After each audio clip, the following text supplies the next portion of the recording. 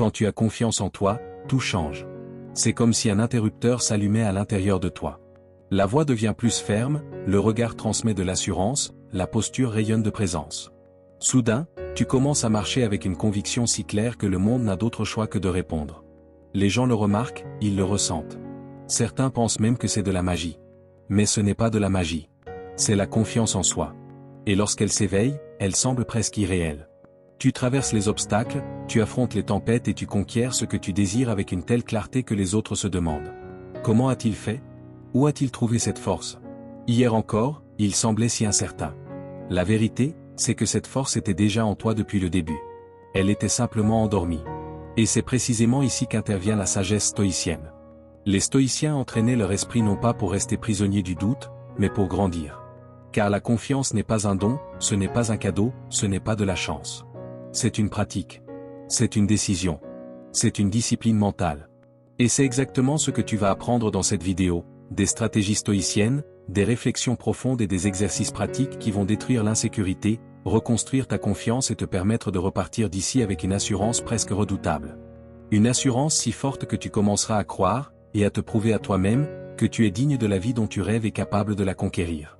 Avant de commencer, je te demande simplement deux choses. Laisse un j'aime à la vidéo et abonne-toi à la chaîne. Maintenant, passons à la première étape. Numéro 1, comprends la racine de tes problèmes. Le manque de confiance ne commence presque jamais comme un problème évident. Il naît souvent d'une critique qui résonne trop fort, d'une erreur que tu n'as pas réussi à oublier ou d'une comparaison injuste qui t'a marqué. Peu à peu, ces fragments se transforment en un mur invisible, et tu finis par croire que tu n'es pas capable. Quand cela arrive, l'esprit commence à déformer l'avenir. Tu regardes devant toi sans voir de nouveautés, sans percevoir de possibilités, sans distinguer de chemin. Tout semble déjà décidé. Tu as l'impression que tu resteras prisonnier des mêmes erreurs, condamné à répéter les mêmes défaites, à porter la même sensation d'impuissance. Voilà le plus grand poison du manque de confiance, il ne se contente pas de voler ta force dans le présent, il bloque aussi ta capacité d'imaginer un futur différent. Mais la racine du problème ne se trouve pas dans ce qui s'est passé. Elle se trouve dans l'endroit où tu places ton attention. Plus tu te concentres sur ce que tu ne peux pas contrôler, le regard des autres, leurs opinions, leurs jugements, plus tu t'éloignes de ta propre force. Les stoïciens le savaient déjà. Épictète disait, ce ne sont pas les choses qui nous affectent, mais l'opinion que nous avons d'elles. Ce qui t'affaiblit réellement, ce n'est pas l'échec en lui-même, mais l'histoire que tu te racontes à son sujet. Et c'est là que se trouve la clé. Même si personne ne te donne confiance, tu peux la créer. Elle ne dépend ni des applaudissements ni de l'approbation des autres, mais d'actions qui sont sous ton contrôle. Tu peux commencer simplement, étudier davantage que les autres. T'entraîner plus que prévu. Consacrer plus d'heures à quelque chose qui te renforcera. De petites décisions, prises avec constance, se transforment en ta première vraie victoire. Et cette victoire change tout. Car la confiance ne naît pas d'un miracle. Elle naît de preuves concrètes que tu te donnes à toi-même. Un résultat, aussi petit soit-il, génère une impulsion puissante. Cette impulsion crée du mouvement, de l'énergie, une nouvelle histoire. Et lorsque tu maintiens ce cycle, victoire après victoire, tu deviens inébranlable. Souviens-toi de ceci, tu n'as pas besoin de 100 conquêtes pour commencer. Tu en as besoin d'une seule. Une seule victoire suffit à allumer la flamme de la confiance. Le secret est de protéger ce feu, de l'alimenter chaque jour, car c'est de là que naît la force capable de transformer ta vie. Écris en commentaire un emoji de flamme, symbole du feu de la confiance que tu décides d'alimenter dès aujourd'hui. Numéro 2, arrête de te détruire avec tes propres jugements. La confiance en soi repose sur deux principes fondamentaux, se sentir compétent et se sentir méritant. Tu crois en toi lorsque tu peux affirmer « je sais faire cela ». Et aussi lorsque tu ressens « je me suis suffisamment investi pour mériter ce résultat ». Mais ce qui détruit ces deux piliers, ce n'est pas seulement une erreur. C'est l'interprétation que tu en fais. Imagine, tu salues quelqu'un dans la rue, la personne ne répond pas et, en quelques secondes, ton esprit murmure « qu'est-ce qui ne va pas chez moi? Est-ce que je n'ai aucune valeur ?» Le problème n'était pas la scène. Le problème, c'est l'histoire que tu t'es racontée à son sujet. La même chose se produit dans des situations plus importantes, comme une présentation au travail. Tu bloques, tu oublies quelque chose, tu as l'impression que cela ne s'est pas bien passé. Au lieu d'analyser avec clarté, je ne me suis pas assez préparé, ce sujet ne m'inspire pas, aujourd'hui, je n'étais simplement pas dans ma meilleure forme, tu généralises, je manque de courage. Je ne suis pas capable. Je ne suis pas fait pour ça. Et lorsque cette conclusion se répète avec le temps, elle cesse d'être une simple pensée pour devenir ton identité. C'est comme si tu construisais le puzzle de ta confiance uniquement avec les mauvaises pièces. Chaque rejet, chaque critique, chaque erreur mal interprétée devient une pièce que tu emboîtes. Après des années à répéter ce schéma, l'image qui apparaît devant toi est un portrait déformé, incomplet, composé uniquement de défauts. La science confirme ce processus. Le professeur Jérôme Kagan, de Harvard, a montré que tous les enfants naissent naturellement ouverts et extravertis. C'est à travers les expériences douloureuses, les rejets et les interprétations erronées que l'insécurité s'installe. Le cerveau, pour se protéger, enregistre ses souvenirs et crée un mécanisme automatique, des pensées de peur. Ça va mal se passer. Tu vas échouer. Mieux vaut ne même pas essayer. Non pas parce que tu es incapable, mais parce que ton esprit a appris à associer l'action au danger. C'est comme être prisonnier dans une cellule sans barreaux. Rien ne t'empêche de sortir, sauf la peur que tu as appris à obéir. Les stoïciens mettaient déjà en garde contre cela. Marc Aurèle écrivait, « Si quelque chose d'extérieur t'angoisse, la douleur ne vient pas de la chose elle-même, mais du jugement que tu portes sur elle. Et cela, tu as le pouvoir de le révoquer à tout moment. » La confiance en soi ne se perd pas dans les faits, mais dans les conclusions que tu en tires. Voilà l'une des plus grandes clés du stoïcisme, le pouvoir du jugement. C'est lui qui détermine si une expérience sera une prison ou un apprentissage. Le même événement peut être interprété comme un échec humiliant ou comme une leçon précieuse. La différence ne réside pas dans ce qui s'est passé, mais dans le filtre que tu as utilisé pour le regarder. Si ton esprit est un labyrinthe où toutes les indications pointent vers l'échec, tu peux avoir la sortie juste devant les yeux sans la voir. Quand tu te trompes et que tu dis « je ne suis pas fait pour ça », le jugement t'emprisonne. Mais quand tu dis « c'était difficile, mais je peux m'améliorer », le jugement te libère. C'est le même événement, simplement raconté autrement. Et c'est précisément ici que tu dois agir. N'accepte plus la narration qui te diminue. Décide de reconstruire ta confiance sur la vérité. Les erreurs ne sont pas des preuves d'incapacité, ce sont des marches d'apprentissage. La compétence se conquiert par la pratique. Le mérite se conquiert par l'effort. Et les deux sont entièrement sous ton contrôle. Écris en commentaire, aujourd'hui, je choisis d'entraîner ma compétence et mon mérite. Car chaque fois que tu changes ton jugement, tu récupères une part de ta force. Numéro 3, reconstruis tes croyances. Parfois, le plus grand ennemi n'est pas à l'extérieur, mais à l'intérieur de ta propre tête.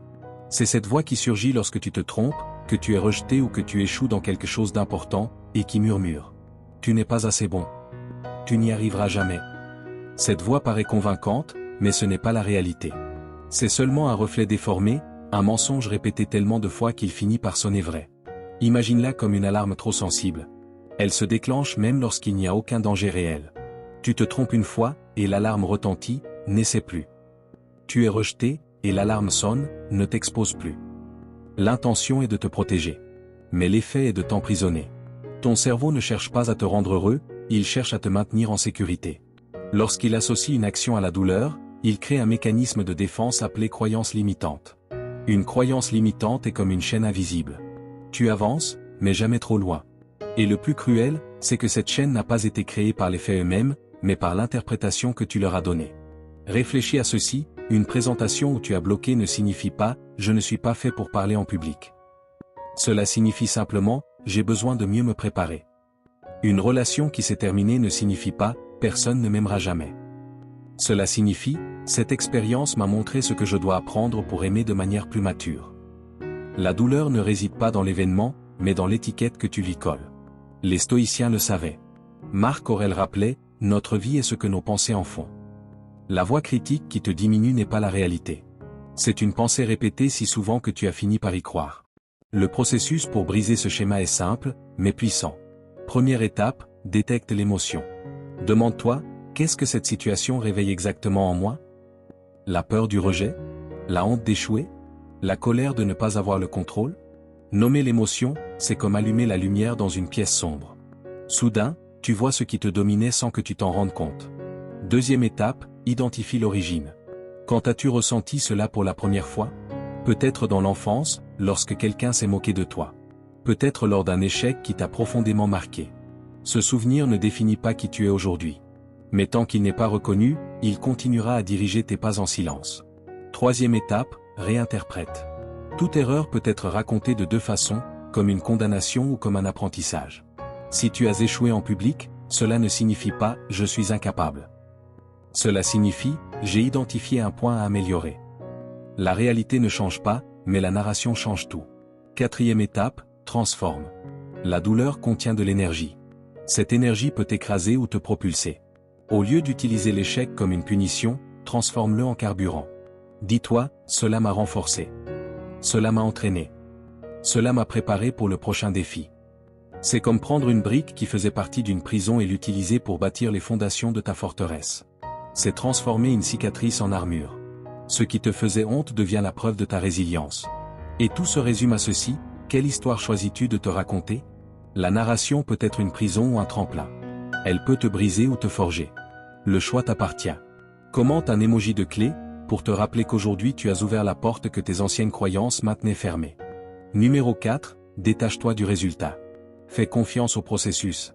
Le plus grand ennemi de ton succès n'est pas l'échec, mais l'attachement au résultat. Depuis très tôt, nous avons été conditionnés à mesurer notre valeur par ce que nous obtenons, et non par ce que nous apprenons. Une mauvaise note n'était jamais simplement « je me suis trompé dans quelques réponses ». Elle devenait « je ne suis pas bon en mathématiques ». Un rejet n'était pas seulement « cette personne n'était pas disponible ». Il se transformait en « je n'ai aucune valeur ». Cette distorsion nous accompagne toute la vie. Tu t'investis dans un projet, mais si tu bloques à un moment donné, tu conclus « je ne suis pas fait pour ça ». Tu parles à quelqu'un, si tu reçois un refus, tu penses aussitôt « je ne vaux rien ». Je ne suis pas digne. La douleur ne vient pas du fait en lui-même, mais du poids que tu donnes au résultat. Or, la confiance ne naît pas de réussites isolées. Elle naît de la répétition constante. Es-tu nerveux lorsque tu te brosses les dents? Bien sûr que non. Pourquoi? Parce que tu l'as fait des milliers de fois. C'est la pratique répétée, jour après jour, qui crée une sécurité inébranlable. Et il en va de même pour chaque domaine de ta vie. Lorsque tu lâches l'attachement au résultat et que tu te concentres sur la discipline de la répétition, tout change. Il ne s'agit plus de penser, il faut que cela réussisse pour prouver ma valeur, mais de décider, je vais répéter jusqu'à devenir fort, jusqu'à devenir compétent. À partir de ce moment-là, le contrôle ne dépend plus du hasard. Il passe entre tes mains, dans les heures d'études, dans les entraînements répétés, dans les conversations que tu choisis d'affronter, dans les pages que tu lis, dans les attitudes que tu pratiques. Et c'est là que réside la véritable liberté. Agir pour le simple fait d'agir, servir pour le simple fait de servir, produire pour le plaisir de produire, sans attendre d'applaudissements, de notes ou d'approbation. Comme le dit la Bhagavad Gita, tu as droit à l'action, mais jamais à ses fruits. La véritable confiance naît lorsque tu trouves la paix dans le processus, et non dans la récompense. Réfléchis à ceci, si ton succès n'est plus mesuré par les applaudissements, mais par le nombre de pas que tu fais en direction de ce qui compte pour toi, alors tu ne seras plus jamais esclave du résultat. Tu seras libre de grandir. Libre d'agir. Libre de devenir la personne que tu désires être. Commence dès maintenant à changer cette perspective dans ton esprit. Écris en commentaire, je fais confiance au processus, pas au résultat. Car chaque fois que tu lâches l'attachement aux fruits, tu gagnes la force d'avancer avec clarté et liberté. Numéro 5, change la manière dont tu te vois. La façon dont tu te regardes détermine jusqu'où tu peux aller. C'est cela, ton autoconcept, l'idée que tu as de toi-même, façonnée par tes valeurs, par les décisions que tu prends et par le dialogue intérieur que tu répètes chaque jour. Le plus dangereux, c'est que si tu ne définis pas clairement qui tu veux être, ton environnement le fera à ta place. Vois ton autoconcept comme un contrat sacré que tu signes avec toi-même. Un accord non négociable qui dit, voici les actions que je vais accomplir chaque jour, parce qu'elles font partie de mon identité. Peu importe la fatigue. Peu importe l'opinion des autres. Si c'est écrit dans le contrat, tu l'exécutes. C'est cet engagement qui construit la véritable confiance. Lorsque tu penses, parles et agis avec cohérence, tu peux enfin dire « je me fais confiance ». Car l'une des plus grandes sources d'insécurité n'est pas l'échec, mais l'incohérence, ressentir une chose, promettre autre chose et agir à l'opposé. Cette fissure intérieure ronge l'estime de soi plus rapidement que n'importe quelle critique extérieure. La psychologie appelle cela la dissonance cognitive, et c'est l'un des plus grands voleurs de confiance en soi. Voilà pourquoi la confiance ne naît pas de simples déclarations, mais d'attitudes concrètes. Tu n'as pas besoin d'attendre la motivation pour agir. Tu dois agir pour éveiller la motivation. Imagine, tu te réveilles fatigué, sans énergie, sans envie de rien. Si tu attends que la motivation arrive, tu passes la journée paralysé. Mais si tu décides d'agir comme la personne que tu veux devenir, si tu te lèves, accomplis une tâche, respectes le contrat que tu as signé avec toi-même, quelque chose change à l'intérieur. L'énergie apparaît. La confiance grandit. Et ton esprit comprend, je peux compter sur moi. Voilà la force de l'autoconcept. Tu n'as rien à prouver au monde.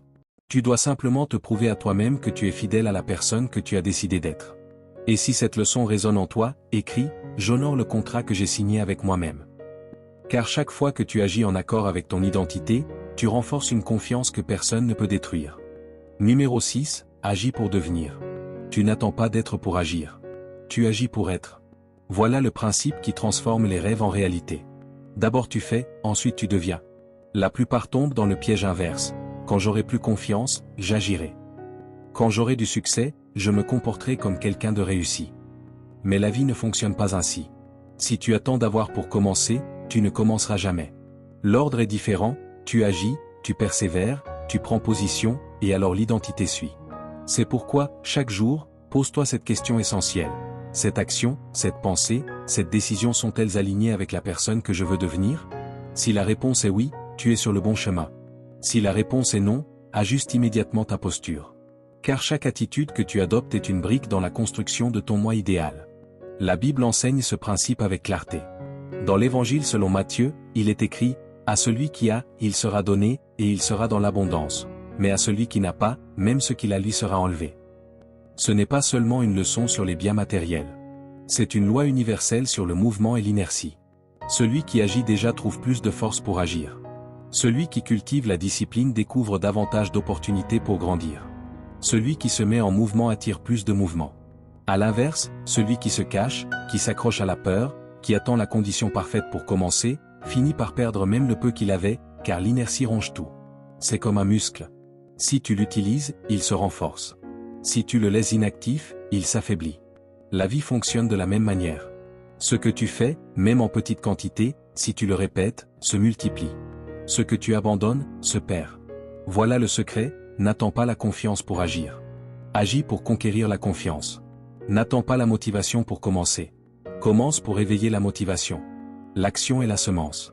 Et chaque fois que tu sèmes, la vie répond. Pour les stoïciens, personne ne n'est prêt.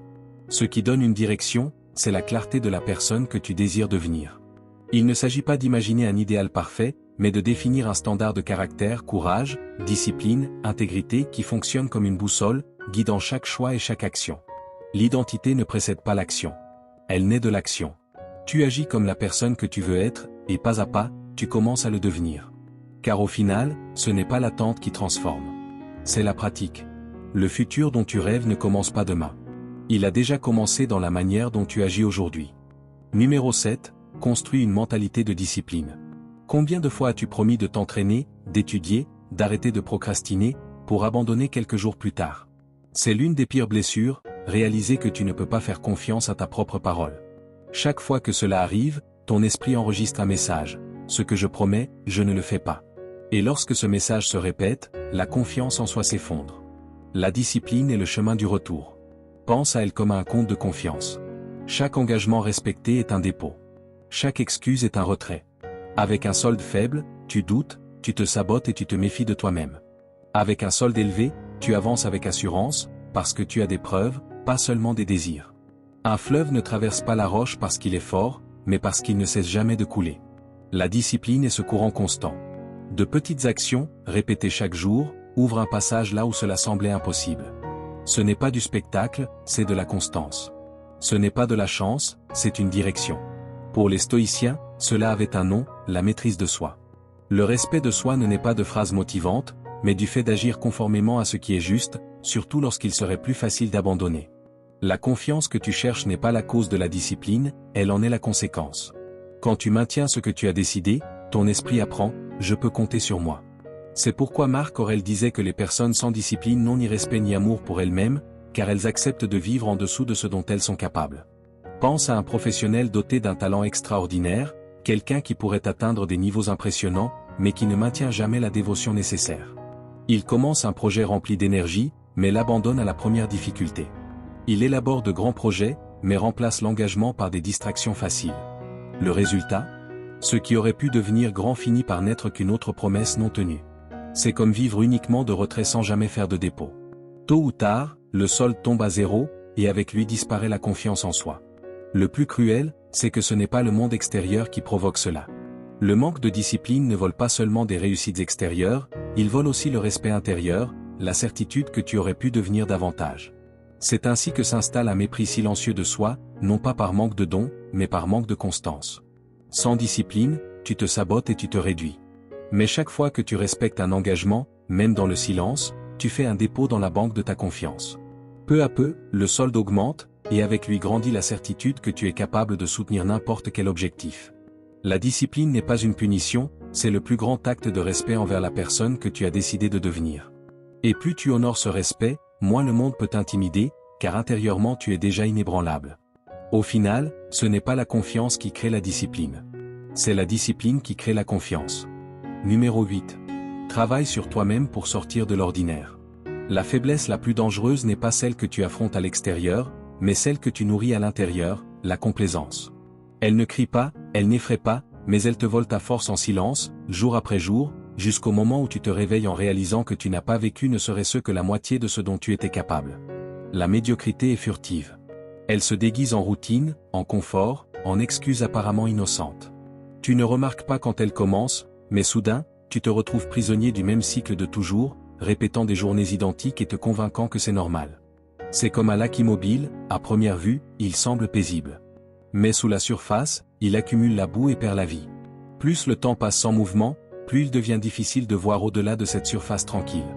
Peut-être as-tu déjà ressenti ce poids, le malaise de savoir que tu pourrais être davantage, mais que tu restes bloqué au même endroit. Chaque fois que tu acceptes de vivre en dessous de ton potentiel, tu renforces cette prison invisible. Pense à l'oiseau né dans une cage. Il n'a jamais connu d'autre horizon que les barreaux. Et lorsque, enfin, la porte s'ouvre, il hésite à s'envoler. Non pas parce qu'il ne le peut pas, mais parce que son esprit s'est habitué à la limite. Ainsi vivent beaucoup de personnes, prisonnières de schémas étroits qui n'existent que parce qu'elles n'ont jamais osé agir avec confiance en elles. Les stoïciens rappelaient que l'excellence n'est pas un don, mais une pratique. Il ne s'agit pas d'attendre que le monde te pousse à changer, mais de prendre la décision radicale de ne plus vivre en pilote automatique. Alors, si tu sens que la médiocrité t'entoure, pose-toi cette question directe. Dans quelle partie de ma vie me suis-je installé dans le confort? Peut-être au travail, en donnant juste assez pour ne pas être critiqué. Peut-être dans ta santé, en repoussant des changements que tu sais nécessaires. Peut-être dans ton état d'esprit, en répétant de vieux schémas qui ne te mènent nulle part. La sortie ne réside pas dans l'attente d'une grande inspiration, mais dans l'action immédiate. De petites décisions peuvent briser le cycle. 5 minutes d'exercice quand ton esprit réclame le repos, accomplir cette tâche que tu repousses depuis des mois, prendre une décision que tu sais ne plus pouvoir éviter. La médiocrité ne survit que là où il y a du conformisme. La confiance ne naît pas du confort, elle naît du mouvement. Le moment de rompre avec l'ordinaire n'est pas demain, c'est maintenant. Écris dans les commentaires, aujourd'hui, je romps avec la médiocrité. Car vivre dans la faiblesse, c'est choisir de rester petit.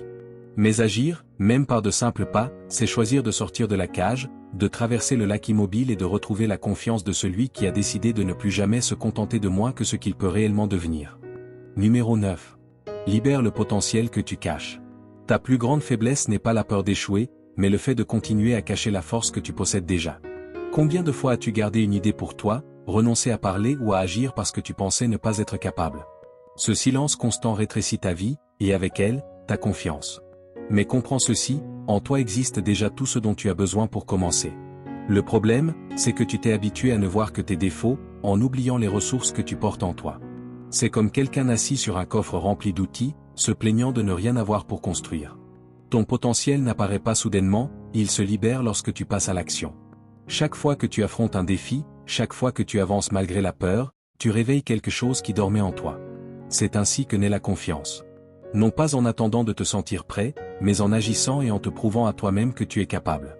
Les stoïciens le savaient. Ils ne se définissaient pas par les titres qu'ils occupaient, mais par le courage de rester fidèles à leur propre vertu face aux difficultés. Leur confiance n'était pas un héritage, c'était un entraînement. Et il en est de même pour toi.